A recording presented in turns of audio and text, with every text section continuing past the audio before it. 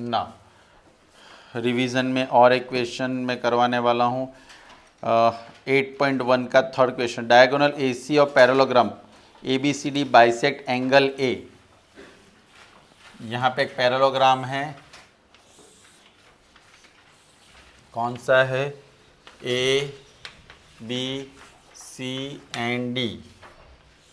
ऐसा बोला गया ये A को बाइसेक्ट कर रहा है, एंगल A को बाइसेक्ट कर रहा है, right. So that angle C को भी बाइसेक्ट करता है, वैसा हमें प्रूव करना। अभी यहाँ देखेंगे सब।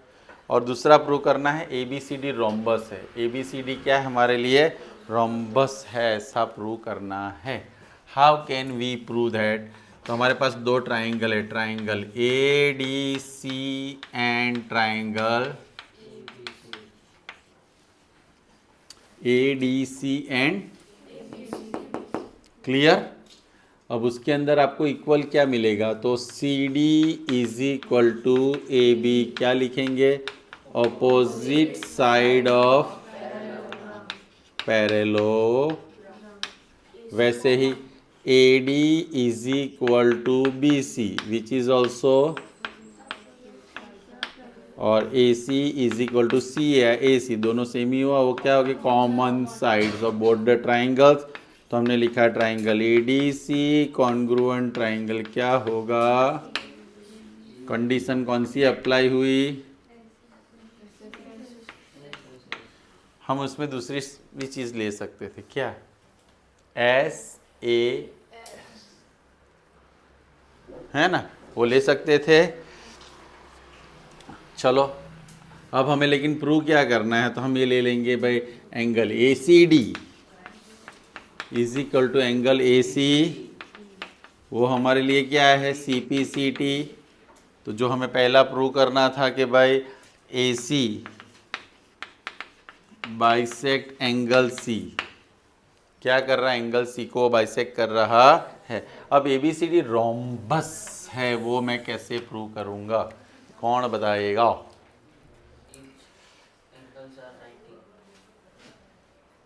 रोम्बस में ईच एंगल्स 90 लाने की ज़रूरत ही नहीं है ना। रोम्बस में कहाँ सारे एंगल्स 90 होते हैं, वो तो स्क्वायर में या रेक्टेंगल में होंगे। क्या किया जाए, बोलो। अब देखो यहाँ पे ना, टेक्निकली आप लोग ये देखो, एंगल हमारा अगर यही ले ले, ACD और ACB हमने लिया, कौन सा लिया? हमने प्रूव किया, यानी ये वाला। इसके ऑपोजिट साइड कौन सी है? इसके ऑपोजिट साइड कौन सी?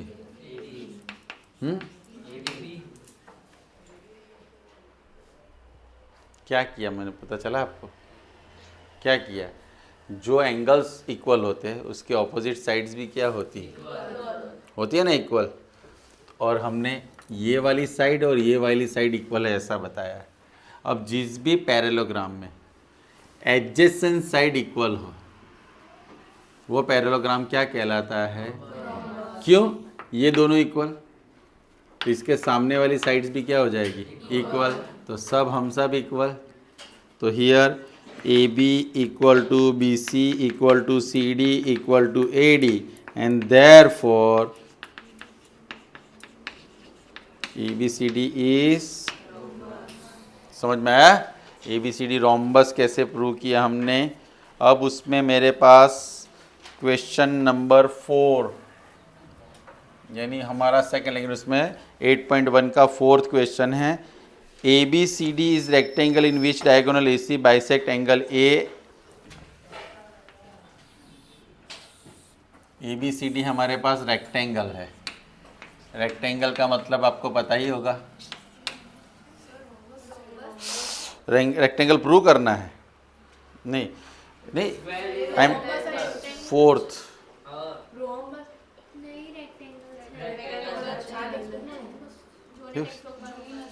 ओके, नाउ इस कंफ्यूज। कितने लोगों में रेक्टेंगल है?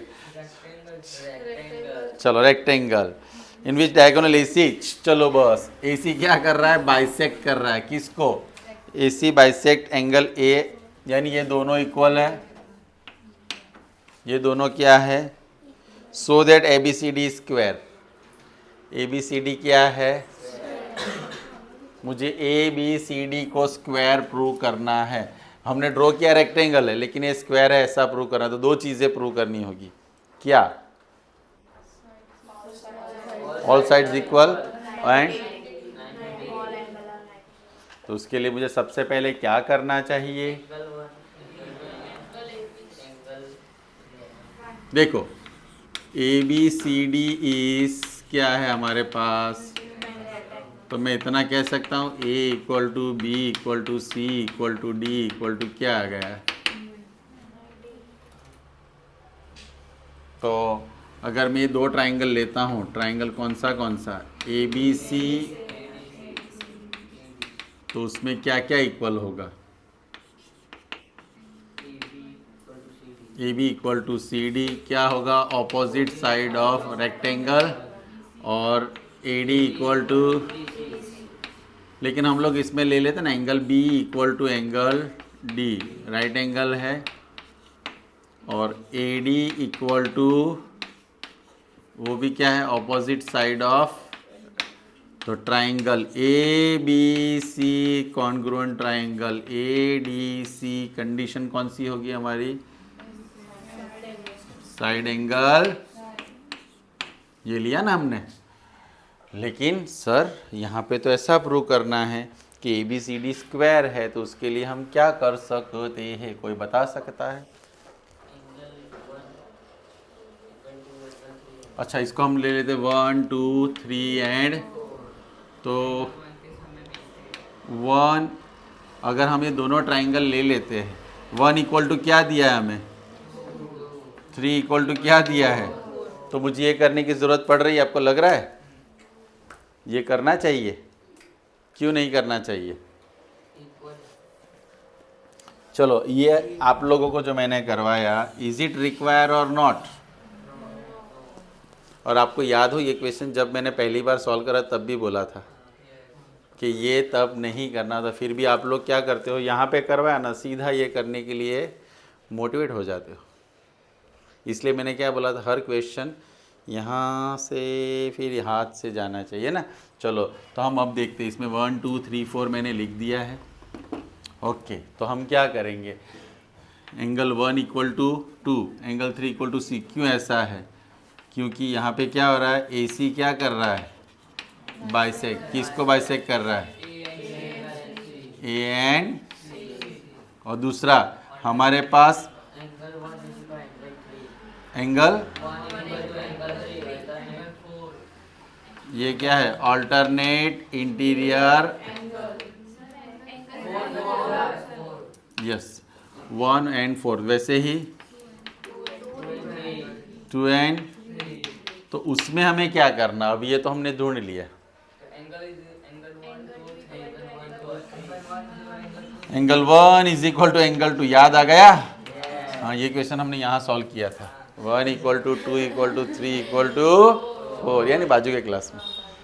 चलो, तो 1 के सामने कौन सी साइड है? 2 के सामने कौन सी साइड? 3 के सामने कौन सी? 4 के सामने कौन सी?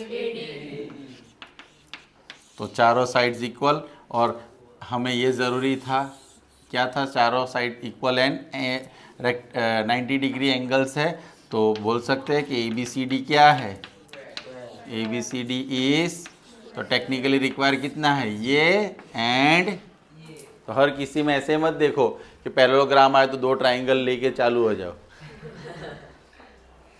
ऐसा करना नहीं है। और डायगोनल्स BD, अब BD एक दोनों को बाइसेक्ट करता है, वह कैसे प्रूव करेंगे?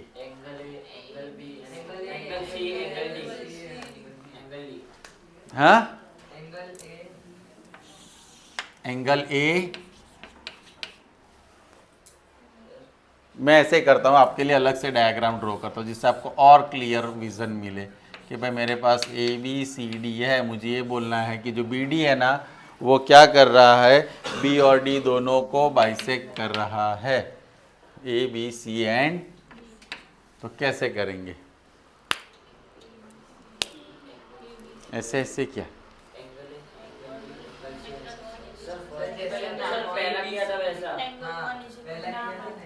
ये 1, ये 2, चलो यहाँ से लेते हैं 1 2 3, लेकिन हाँ चलो हाँ 1 2 3 4, यस। अब यहाँ पे हम क्या लेंगे?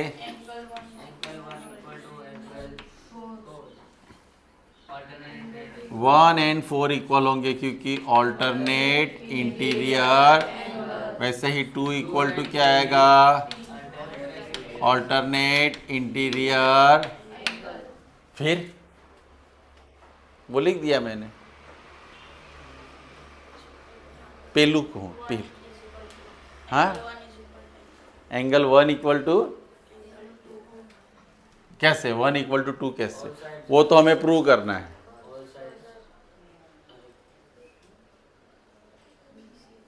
चलो इसमें हम ऐसा करते हैं कि हमें पता ये क्या है, स्क्वायर है A B B C C D and, चलो तो ए बी के सामने कौन सा एंगल आएगा? बी सी के सामने कौन सा एंगल आएगा? बी सी के सामने एंगल क्या आएगा? 4। सी डी के सामने कौन सा एंगल आएगा? 2। और ई डी के सामने कौन सा एंगल आएगा? तो इसमें से हमने क्या प्रूव किया? A1 इक्वल टू क्या आया? 2। 3 इक्वल टू क्या आया? तो इससे क्या प्रूव होता है कि B D bisect angle B and angle. ये क्वेश्चन थोड़ा आपको इजीएस्ट है लेकिन बिजीएस्ट करके रहता है, क्योंकि हम लोग क्या करते हैं, इस क्वेश्चन को इसी एंगल से चेक करने की कोशिश करते रहते हैं। तो जब प्रैक्टिस करते हो तो थोड़ा अपने आप को ओके। फिफ्थ हमारा हो चुका है, लास्ट वीक ही करवाया था ना हमने फिफ्थ, एम आई राइट? सिक्स्थ हो गया, 7th बाकी है। चलो 7th देख लेते हैं। 7th थोड़ा मज़े वाला क्वेश्चन है। चलो 7th हम नेक्स्ट राउंड में देखेंगे, क्योंकि उसके लिए मुझे थोड़ा कम पड़ सकता है। तो तब तक हम थोड़ा इजी वे में एक हेरॉन्स फार्मूला का क्वेश्चन भी सॉल्व करते हैं, बाद में देखते हैं। बाद में हेरॉन्स फार्मूला में एग्जाम्पल 1 तो आपको आता ही है, मैं एग्जाम्पल 2 आपको करवाता हूँ। Example 2 which is very important question. कितने मार्क्स के लिए आप मान के चलो? 3 मार्क्स के लिए आप उसको मान के चल सकते हो, right? A triangular park ABC at side 120, 80 and 50 meters. A gardener Dhania has to put fence all around it and also plant grass inside.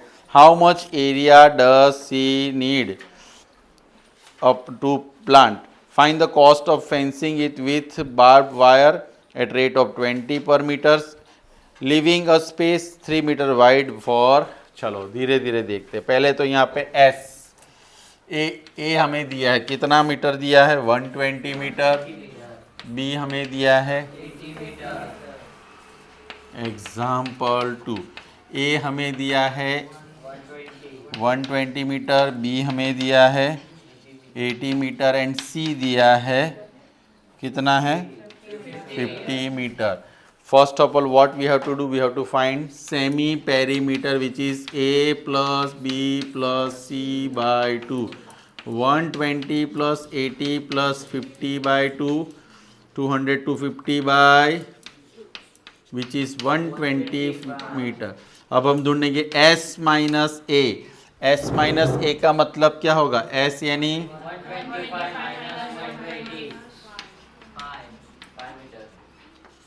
S minus B, 125 minus 45, okay, and S minus C,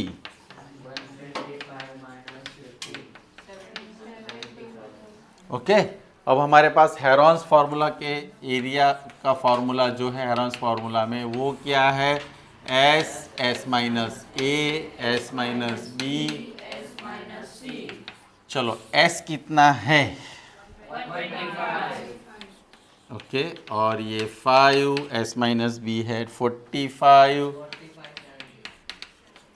हम एक तरीका ये है कि आप लोग सबको multiply करके स्क्वायर रूट फाइंड करो, और हमारा जो देसी फार्मूला क्या है? सबका प्राइम फैक्टराइजेशन कर दो। 125 का क्या होगा? 555। अब मैंने ये किया, मतलब ये तीनों 45 यानी 5 इंटू 3। आप समझ में आया ना? 5 9 था तो मैंने इस ऐसे कर देता। तो आपको समझ में आया कौन किसका फैक्टराइजेशन है। तो चलो, तो अब हमारे पास अगर पेयरिंग की बात करें, समझ में आ गया सबको? एक ये सब दोस्त साथ में, तो इसका क्या निकलेगा? 5 5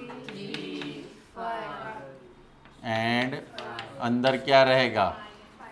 5 है? बोलो कितना आएगा? 375 इंटू √15 मीटर स्क्वायर। ये क्या आया हमारा? एरिया। क्या मिला हमें? इतना एरिया। उसके बाद क्या पूछा गया है? हमें उसको फेंसिंग करनी है। क्या करनी है? देखो, फेंसिंग करने के लिए आपको यहाँ पे ऐसा बोला गया कि ABC है मान लो, उसमें हमारे पास ये 120 है, ऐसा हमने मान लिया 50 और ये 8 सॉरी ये 50 और 80, इस तरह से हम ले लेते हैं। अब उसमें 3 मीटर का गेट भी है, क्योंकि खेत में जाने के लिए चाहिए ना जगह। अभी ये हमें ग्रास लगाने का एरिया हमने फाइंड किया। अब मुझे फेंसिंग जो करनी है तो उसके लिए मुझे फाइंड करना होता पेरीमीटर। पेरीमीटर हम कैसे फाइंड करते हैं? A + B + C 50 + 80 + 120 कितना आएगा? वो हमने ऑलरेडी एक बार पेरीमीटर ढूंढा था। अब पेरीमीटर जो हमारा 250 आया, उसमें से मुझे 250 में से 3 मीटर माइनस करना है। क्यों माइनस करना है? वो गेट के लिए एरिया। अब मुझे उसका कॉस्टिंग दिया है, तो कॉस्ट कितनी आएगी? 247 इंटू 1 मीटर का कितना रुपीस खर्चा है अंदर? 20 है ना? कितना है? 20। तो 49 इतना रुपीस खर्चा उसका फेंसिंग में आने वाला है। मोस्ट इंपॉर्टेंट क्वेश्चन है। चलिए, तो आप लोग पहले इतना लिखे।